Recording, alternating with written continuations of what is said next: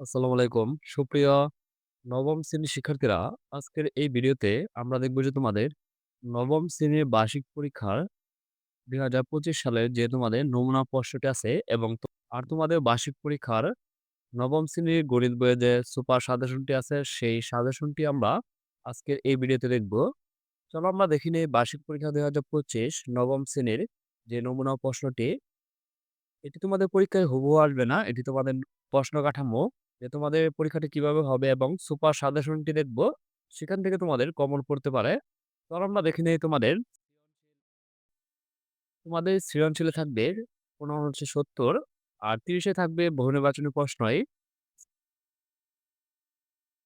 এখানে দেখো যে সৃজনশীলে তোমাদের থাকবে প্রত্যেক বিভাগ থেকে ন্যূনতম একটি করে মোট ৫ টি প্রশ্নের উত্তর দিতে হবে।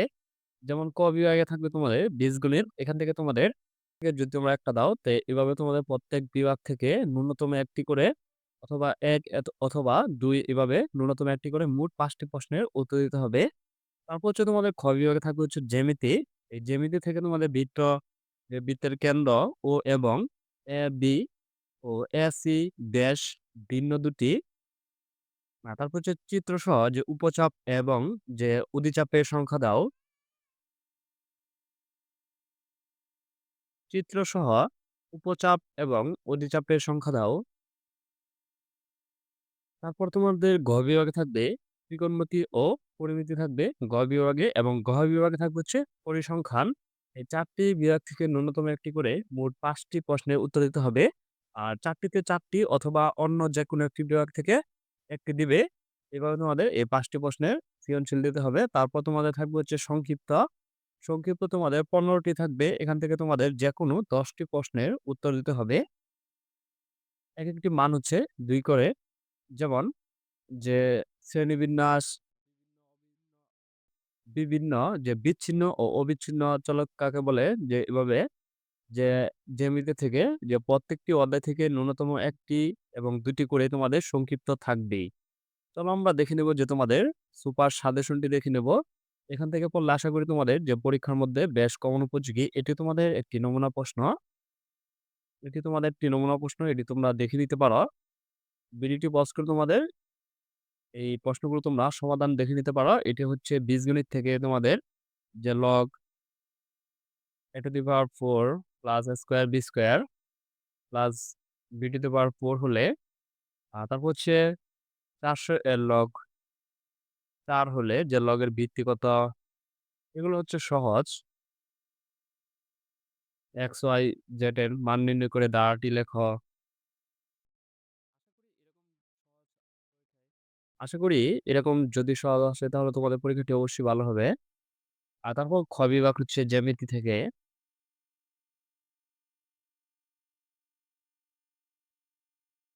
তারপর তোমাদের সংক্ষিপ্ত থাকবে হচ্ছে ২০ টি যে ১৫ টি থাকবে। এই ১৫ টির মধ্যে তোমাদের যেকোনো ১০ টি প্রশ্নের উত্তর দিতে হবে। তাহলে আমরা তোমাদের এই সুপার সাজেশনটি লক্ষ্য করি যে এখানে তোমাদের সংক্ষিপ্ত প্রশ্নের, এখানে তোমাদের যে বহুনির্বাচনী প্রশ্নের যে সুপার সাজেশনটি, আশা করি এটি থেকে তোমাদের বেশ কম আসবে।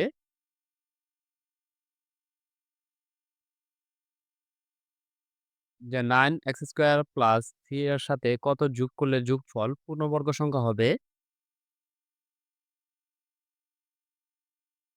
নিচের কোনটি ক্রমিক সমানুপাতে একটি বর্গের বহু দৈর্ঘ্যের ৩ গুণ করে হলে উহার ক্ষেত্রফল পূর্বের ক্ষেত্রফলের কত গুণ হবে?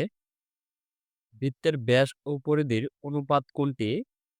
দুটি সংখ্যার অনুপাত ৩:৪ এবং তাদের গসাগু ৪ সংখ্যা দুটি বর্গের সমষ্টি কত হবে? √5 মাইনাস √3।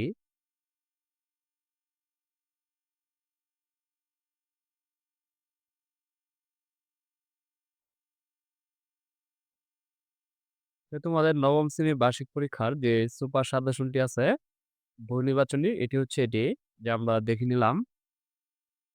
যেকোনো সেট এ এর শক্তি সেটের উপাদান সংখ্যা ১২৮ হলে Na কত হবে? ধন্যবাদ শিক্ষার্থীরা। আমরা তোমাদের নবম শ্রেণীর বার্ষিক পরীক্ষার যে নমুনা প্রশ্ন এবং সুপার সাজেশনটি আমরা দেখে নিলাম। তোমাদের নবম শ্রেণীর প্রত্যেকটি সাবজেক্টের নমুনা প্রশ্ন এবং সুপার সাজেশন আমাদের চ্যানেলে দেওয়া আছে। সেখান থেকে তোমরা দেখে নিতে পারো। আর পরবর্তী ভিডিও সবার আগে পেতে চ্যানেলটি সাবস্ক্রাইব করে পাশেই থাকবে। আর যারা সাবস্ক্রাইব করেছো তাদেরকে অসংখ্য ধন্যবাদ।